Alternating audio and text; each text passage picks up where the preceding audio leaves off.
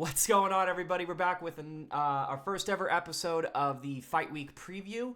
Kind of how we're going to go about going over these events is we'll do the beginning of a Fight Week preview, let you guys know, like, hey, this is what's coming, here's who to look out for, etc., etc. Then we'll do live coverage, and then we'll do post-mortem. Couple things to go over with this card. Some very exciting things.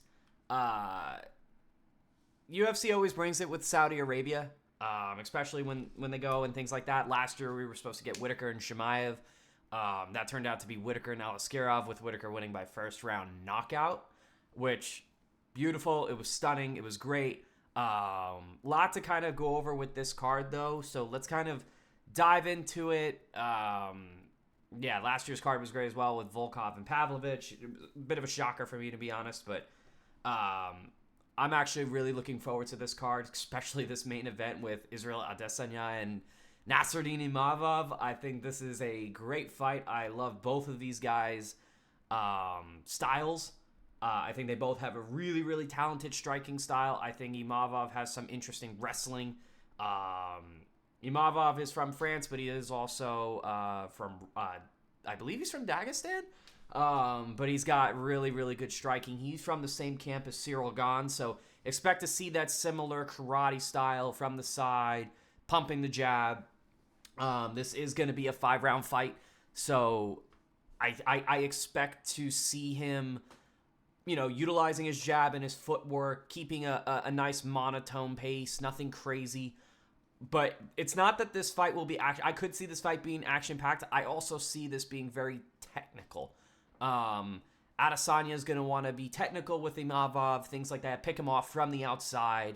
Calf kicks are going to be a huge help here, especially because Imavov does have that karate kind of style, which is my favorite style in MMA. But I could see Adesanya kicking his legs, kicking the calf, and just wearing him down over time. But I do see this fight being technical. I see this going all 5 rounds. Tough one to call, so I don't know if I want to give like an official prediction unless I'm wrong, but I'll give it anyway, because screw it. We're going to say Israel Adesanya by decision, but I do think this is going to be one of my favorite fights this year because of how technical it can be. On top of that, Adesanya did bring Whitaker into camp with him briefly, which was one of the best things I've seen all year. I love that stuff. Watching them spar was really nice to see as well, seeing what Adesanya is planning. There were a couple things that I saw were new to his game, so I'm really excited. I could see him working the body of Imavov a lot in this fight. We do know Imavov, he has cardio. I don't know if he has cardio to go all 5 at the same pace, but you never know. It looks like it's going to be a really, really good fight. It's a great fight. In the co-main event, this is just as exciting of a fight. I feel this is a very explosive fight. I wish this fight was 5 rounds. But Shara Magomedov versus Michael Page.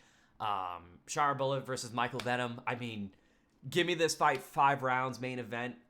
Sign me up for this fight any day of the week. Michael Venom Page is moving up to 185. Shara Bullet is the number 14th ranked middleweight contender. Venom Page is the 15th ranked welterweight contender. This is going to be such a great fight, ladies and gentlemen. This is going to be explosive and fun. I don't know who's going to win this. I think Venom Page at 185 could be a real threat because of how much weight he does cut going to 170. Now he's going to be cutting 15 pounds less, if not more. It's very exciting. They're both explosive strikers. Venom Page is a little bit older, but you see in these fights and the odds, it's a toss-up. So this could be a toss-up as well. I just think Shara, his striking is so lethal and so good. I could see him etching out the win in a decision, but it's going to be such a good fight. I think it's just going to be fireworks. This is a striker's dreams card. Moving down the list, we've got the featured fight. Sergey Pavlovich is looking for redemption. He's on a 2-fight losing streak to Tom Aspinall and Alexander Volkov. So he is definitely looking to get back in the win column in explosive fashion. Jairzinho is looking to climb. If Jairzinho can pull off the win here and defeat Sergey Pavlovich, I mean, that puts him in the top 5 of heavyweights, and there's not a lot of competition at heavyweight right now. So if Jairzinho can win, you can see him getting a potential title shot, or him versus Volkov in a title number 1 contenders fight, or the winner fights Cyril Gane. Don't know. I'd like to see Pavlovich and Gane actually go at it. But this is going to be an explosive fight. I do think someone's getting knocked out here. I think it's going to be within the first or second round. History would align with Sergey Pavlovich just because of the recent streak that he went on, taking out Derek Lewis. He took out Tai Tuivasa, and the list goes on. He's got incredible power. Curtis Blades. Again, the dude has incredible power. I could see this fight really just going in his favor early on, if he's not going to be gun-shy, like he was in the Volkov fight. So something I'd like to see is probably Sergey Pavlovich picking up the win and facing Cyril Gane. We go to Said Nurmagomedov versus Vinicius Oliveira. It is a Nurmagomedov. I could see him etching out a good decision here. I think this is in the bantamweight division. I think these guys are going to be fast. It's going to be a good fight. He's got good ground game as well. I could see Said picking up the decision here. This is another fight that I'm really interested in. Ikram Aliskerov, main event last time, unfortunately did not go his way, against Andre Muniz, who's a very, very good jiu-jitsu specialist. I think a good highlight submission for him is his win against, I believe, Jacare. But Aliskerov is definitely looking to redeem himself in Saudi Arabia. I could see him pulling off a good decision win. I do not think he will finish Muniz in any way. I could be wrong. These guys are very, very talented from Dagestan, so I don't know. Muhammad Naimov versus Kayan Olfi. Khan is a very, very, very good martial artist. Muhammad Naimov is as well. He's from Tajikistan, as you guys can see. You're not blind. But I could see Khan Olfi picking up the decision win here as well in a good scrap. I don't see this card getting a lot of finishes. We'll call a few of the prelim fights as well. Shamil Ghazi versus Thomas Peterson. Don't know much about Thomas, but I do know Shamil. I know he was looking to kind of like climb in the heavyweight rankings, and then he got shut down pretty quickly. He is going to be looking for redemption here, so we'll see what happens. Terrence McKinney versus Damir Hadzovic. This is an interesting fight. Terrence McKinney, he's a very, very talented martial artist. He's very, very good. He did lose his last fight against a guy who just won at Esteban Ribovics.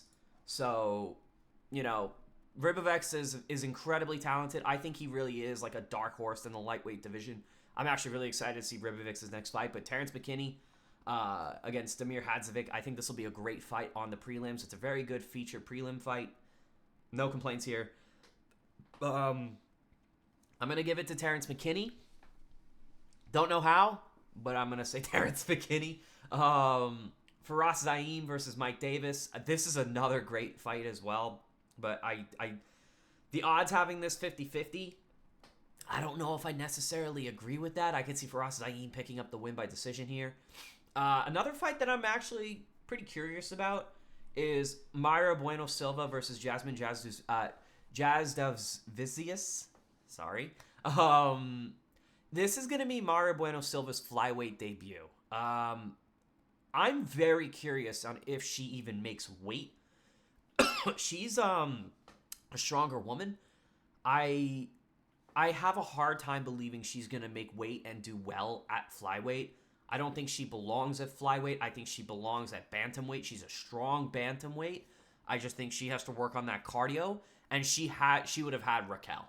So Mayra fighting for the title a couple fights ago, I understand she wants to go into new water and things like that, but I think flyweight is just too small unless she's really slimming down. I don't know what her camp looks like and how big her diet is on this, but you know, you gotta wonder what's her chin gonna be like, all that kind of stuff.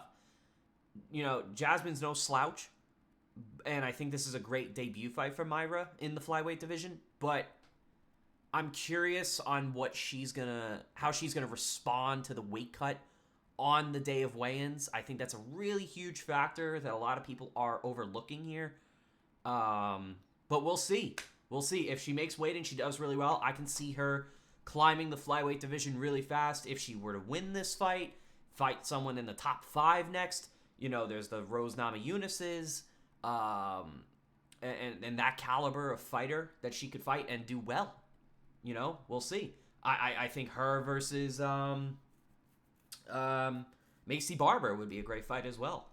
And then we have a few other fights on this card.